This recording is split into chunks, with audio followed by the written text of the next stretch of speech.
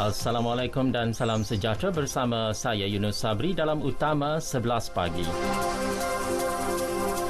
India mencatat jumlah kes positif COVID-19 tertinggi dalam tempoh 24 jam iaitu 94,400 dengan 1,108 kematian yang menjadikan jumlah keseluruhan kes COVID-19 di negara itu kini mencecah 4.752 juta, manakala jumlah yang maut kini 78,614 orang.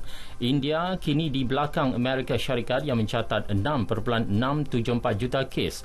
Di seluruh dunia, jumlah keseluruhan kes menghampiri 29 juta dengan 924,000 kematian.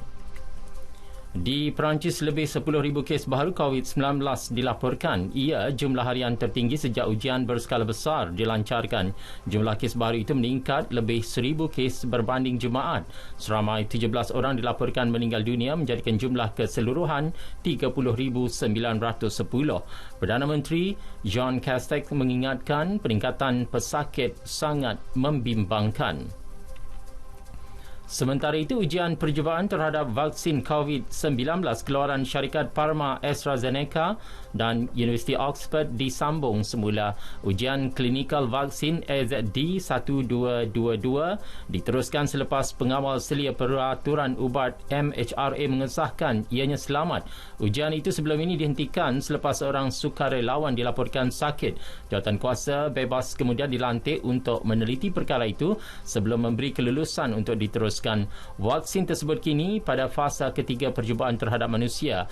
30,000 sukarelawan terlibat dalam ujian tersebut yang turut dijalankan di Brazil dan Afrika Selatan serta Rusia dan Jepun tidak lama lagi.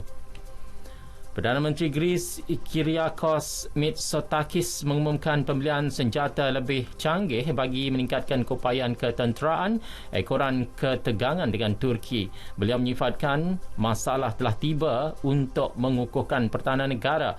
Mitsotakis turut mendedahkan beberapa perolehan aset ketenteraannya yang baharu, termasuk 18 pesawat pejuang, 4 kapal perang, 4 helikopter serta peluru berpandu. 15,000 anggota baharu turut direkrut. Greece mempertikai aktiviti penorokan tenaga yang dilakukan Turki di timur Mediterranean.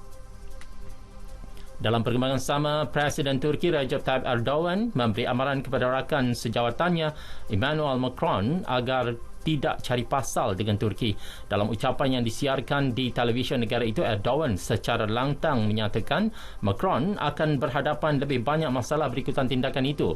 Macron dalam sidang 7 negara Mediterranean Kesatuan Eropah EU pada Khamis mengancam untuk mengenakan sekatan ke atas Turki. Erdogan juga menggesa Greece agar tidak mengambil tindakan salah mendapatkan sokongan negara seperti Perancis.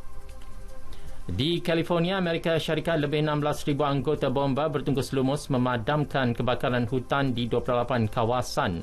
13 lagi kebakaran baharu dilaporkan. Kebakaran kembali merebak pertengahan Ogos lalu menyebabkan 19 maut dengan lebih 4,000 bangunan musnah.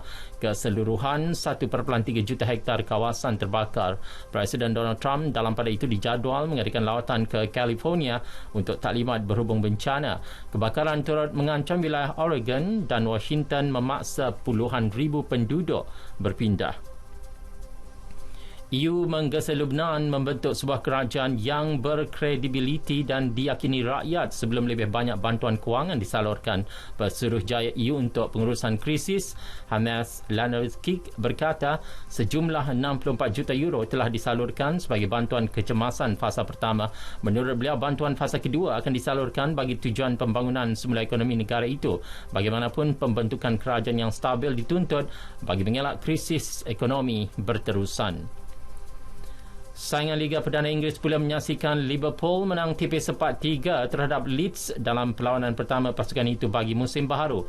Mohamed Salah melakukan hat-trick. 2 daripada gol penyerang terbangsa Mesir itu diperoleh menerusi sepakan penalti. Terdahulu Arsenal menang selisih 3-0 terhadap Fulham. Keputusan lain, Newcastle mengalahkan West Ham 2-0, manakala Crystal Palace menewaskan Southampton 1-0. Dan akhir sekali, tenis Grand Slam terbuka Amerika Syarikat, juara perseorangan wanita milik Naomi Osaka. Bintang Jepun itu mengalahkan Victoria Azarenka dari Belarus 1-6, 6-3 dan 6-3 dalam perlawanan akhir. Ia kejuaraan terbuka Amerika Syarikat kali kedua pemain berusia 22 tahun itu. Sekian berita yang disunting oleh Norizan Omar dari Pusat Berita RTM. Assalamualaikum dan salam sejahtera.